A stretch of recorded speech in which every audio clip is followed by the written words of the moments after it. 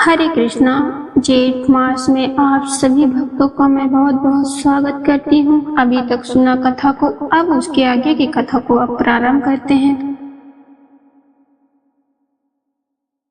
राजा इंद्रद्युम्न ने कहा, हे भगवान, आपका वचन हमारे लिए सर्वथा विश्वसनीय है। आपके मुख से भगवान के पाप हरि स्वरूप का वर्णन, स्वरूप का व्याख्या सुनकर और इस प्रकार दिव्य प्रसाद माला का संयोग प्राप्त करके मैं कृत हो गया। अनेक जन्मों में उपार्जित मेरे समस्त पाप राशि आज नष्ट हो गई। अब मैं भगवान लक्ष्मीपति के दर्शन का अधिकारी हो गया। हर प्रकार के भाव से वहाँ की अब मैं यात्रा करूँगा और इस राज्य और बढ़ी हुई समृद्धि के द्वारा पुरुषोत्तम क्षेत्र में निवास स्थान, नगर और दुर्ग बनवाऊंगा। भगवान विष्णु की प्रीति के लिए 100 अश्वमेध यज्ञ का अनुष्ठान करूंगा और प्रतिदिन सैकड़ों उपायों द्वारा भगवान श्री जी की पूजा करूंगा। व्रत, उपवास और नियमों द्वारा उनको प्रसन्न करूंगा, जिससे वह मुझे संतित प्राणी को अपने वचन अमृत से अभिषेक करेंगे। इस प्रकार राजा इंद्रद्युम्न श्रद्धा और भक्ति भाव से भगवान जगदीश्वर की स्तुति करने लगे और इतने में संपूर्ण भुवनों को देखने की उत्सुकता रखने वाले स्वयं देवा ऋषि नारद मुनि वहां आ गए। वैष्णव में श्रेष्ठ ब्रह्मपुत्र नारद मुनि को वहां आता हुआ देखकर राजा साहस उठकर खड़े हो गए।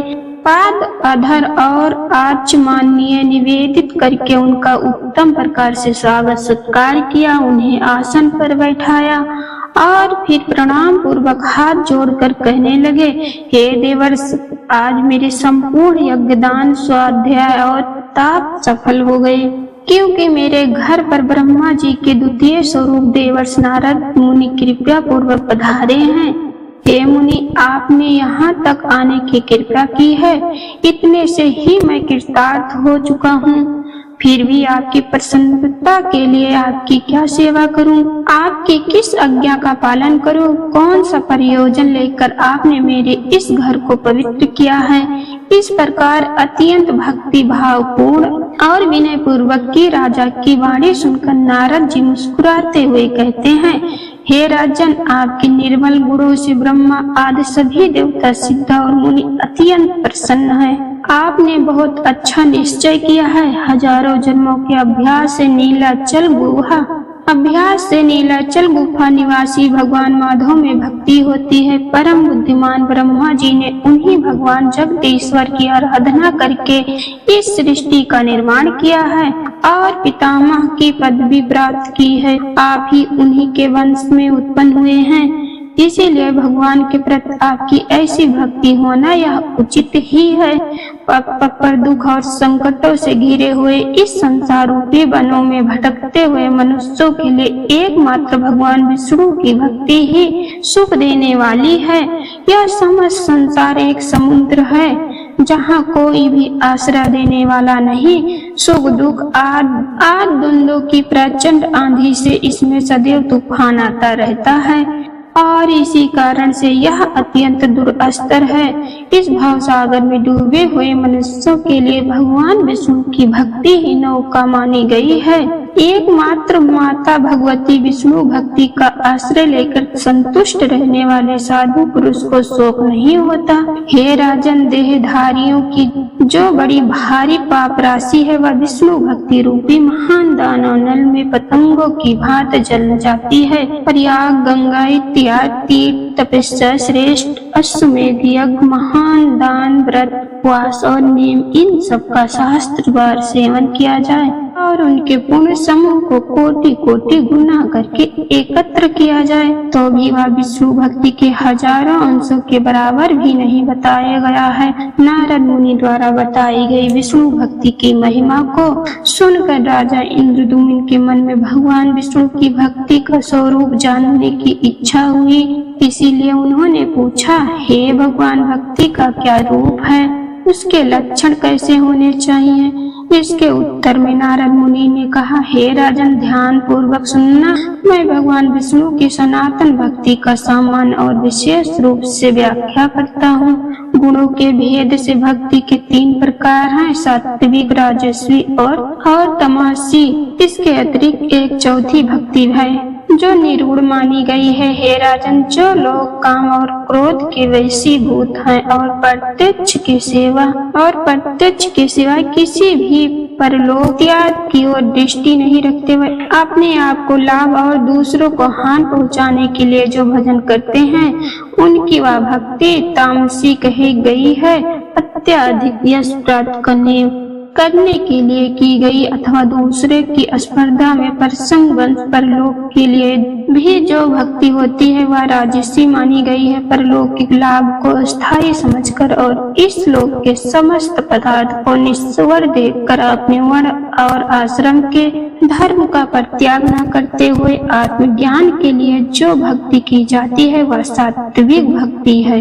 यह जगत जगन्नाथ का ही स्वरूप है, उनसे भिन्न इसका दूसरा कोई कारण नहीं, और मैं भी भगवान से भिन्न नहीं हूँ और वह भी मुझसे पृथक नहीं है। ऐसा समझकर भेद उत्पन्न करने वाली बाह्य उपाधियों का त्याग करना और अधिक प्रेम से भगवत स्वरूप का चिंतन करते रहना, इसको अद्वितीय यानी निर्गुणा नाम वाली भक्ति कहा जाता है, जो कि मुक्ति का साक्षात साधन है और वह अत्यंत दुर्लभ है। हे राजन, अब मैं आपको भगवान विष्णु के भक्तों का लक्षण बताता हूँ, जिनका चित्त अत्यंत शांत है, जो सबके प्रति कोमल भाव रखते हैं, जिन्होंने स्वेच्छा अनुसार अपनी इंद्रियों पर विजय प्राप्त की है, जो मन, वाणी और क्रिया द्वारा कभी दूसरों से द्रोह करने की इच्छा नहीं रखते, जिनका चित्त दया से द्रवभूत होता है, जो चोरी और हिंसा से सदा ही मुख मोड़ते हैं, सद्गुणों के संग्रह और दूसरों के कार्य साधन में जो प्रसन्नता पूर्वक संलग्न रहते हैं, सदाचार से जिनका जीवन सदा उज्जवल बना रहता है, जो दूसरों की खुशी को अपना खुशी मानते हैं, सभी प्राणियों के भीतर भगवान वासुदेव को विराजमान देखकर किसी से भी ईर्ष्या या दोष नहीं रखते, दीनों पर दया करना जिनका स्वभाव बन गया है, और जो सदा प्रहित साधन की इच्छा रखते हैं। अविवेकी मनुष्यों का विषयों में जैसा प्रेम होता है, उस 100 कोटि गुना अधिक प्रीति का विस्तार वह भगवान श्री हरि के प्रति करते हैं। वह नित्य कर्तव्य बुद्धि से भगवान विष्णु स्वरूप शंकर आदि देवताओं का भी भक्ति पूर्वक पूजन और ध्यान करते हैं। भगवान विष्णु ही बुद्धि रखते हैं, भगवान विष्णु से भिन्न दूसरी किसी वस्तु को नहीं देखते। समिष्ट और विष्ट सब भगवान के स्वरूप हैं। भगवान जगत से भिन्न रहकर भी अभिन्न है। हे भगवान जगन्नाथ, मैं आपका दास हूँ, आपके शरण में मैं हूँ, आपसे पृथक कदाप नहीं। जब आप भगवान विष्णु अंतर्यामी रूप से सबके हृदय में विराजमान रहते हैं और सेवक कोई भी आपसे भिन्न नहीं है, इस भावना से सदा सावधान रहकर जो ब्रह्मा जी के द्वार वंदनीय युगल चरण बिंदु वाले भगवान श्री हरि का सदैव प्रणाम करते हैं, चरणों का कीर्तन करते हैं, उन्हीं के भजन में तत्पर रहते हैं और संसार के लोगों के समीप अपने आप को तृण के समान तुच्छ मानकर विनय पूर्वक बर्ताव करते हैं, जगत में सभी लोगों का उपकार करने के लिए जो कुशलता का परिचय देते हैं, दूसरों के कुशल प्रेम को अपना ही मानते हैं, दूसरों का तिरस्कार देखकर उनके प्रति दया से द्रवीभूत हो जाते हैं और सबके प्रति मन में कल्याण की भावना करते हैं, वह ही भगवान विष्णु भक्त के नाम से प्रसिद्ध होते हैं, जो पत्थर पर धन और मिट्टी के ढेले पर पराई स्त्री और कोट अपने आप को तृण के समान तुच्छ मानकर विनय पूर्वक बर्ताव करते हैं, प्रणाम में सबको सुख देते हैं, भगवान में सदा मन लगाए रहते हैं और प्रिय वचन बोलते हैं।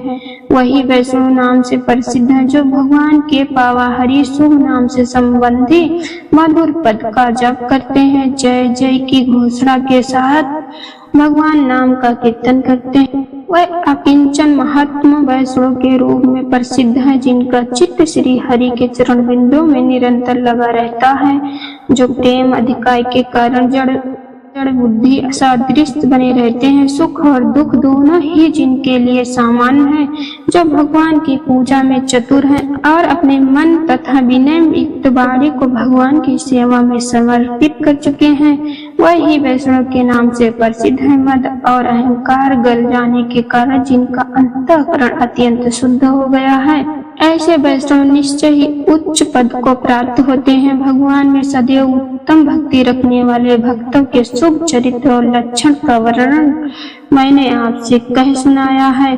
यह मनुष्यों के कानों में पड़ते ही उनके चीर संचित मल का नाश कर देता है। भजन के लिए कभी धन की आवश्यकता नहीं पड़ती और शरीर को कष्ट देकर किए जाने वाले किसी भी प्रकार के विशेष प्रयोग की आवश्यकता भी नहीं पड़ती।